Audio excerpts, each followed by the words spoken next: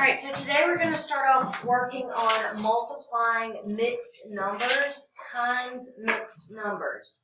In your packets, it talks about breaking apart the number and decomposing it. We are not going to choose that method to work with. So the method that we are going to choose is where we just write the numbers and then we are going to go through making them math. So on your paper or in your composition book, let's go ahead and look at what we need to be circling using cubes. So let me go ahead and put that over here.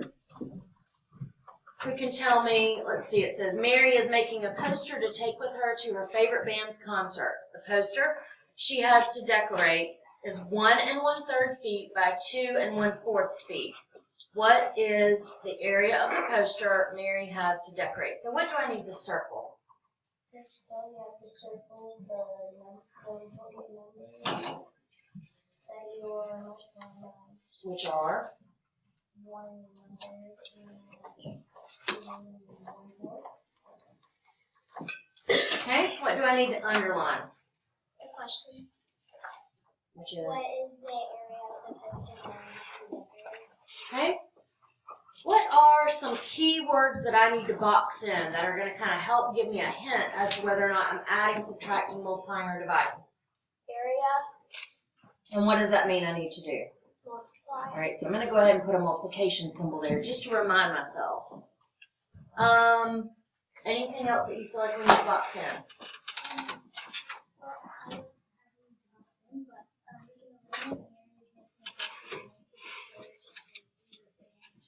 Right, we can eliminate this.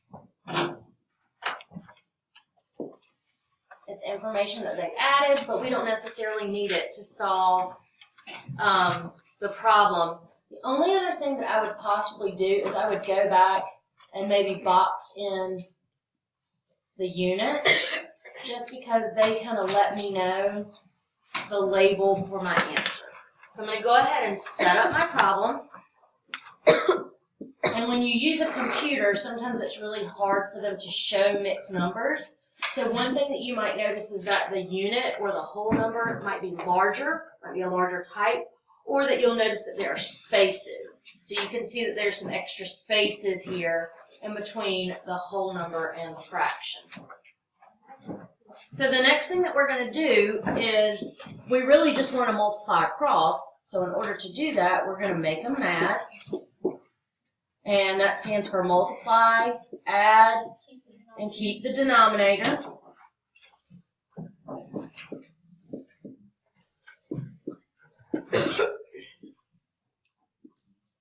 So I'm going to go ahead and do that. 3 times 1 is 3, plus 1 is 4, and I'm keeping the denominator. 4 times 2 is 8, plus 1 is 9, and again, I'm going to keep the denominator. Now, yesterday we talked about cross simplification. Does anybody see a digit from the top or a digit from the bottom that can be simplified? Yes. Okay, so let me go ahead and circle that. What about the other 2 digits? 4 goes in 4. All right, so let's look at the 3 and the 9. What number divides evenly into both 3 and 9? 3. So 3 divided by 3 is 1, and 9 divided by 3 is 3. All right, what number divides evenly into 4? 4. 4 divided by 4 is 1, and 4 divided by 4 is 1. So now we are left with this problem. That's essentially what we're left with. And we're just going to multiply across. And I need to include my label. Can anybody recall what we need to use when we are finding area? Square feet. Square feet. Nice.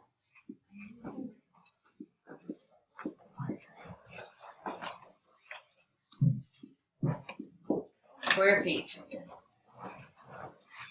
All right, so that is basically the basis for how we are going to go about multiplying mixed numbers.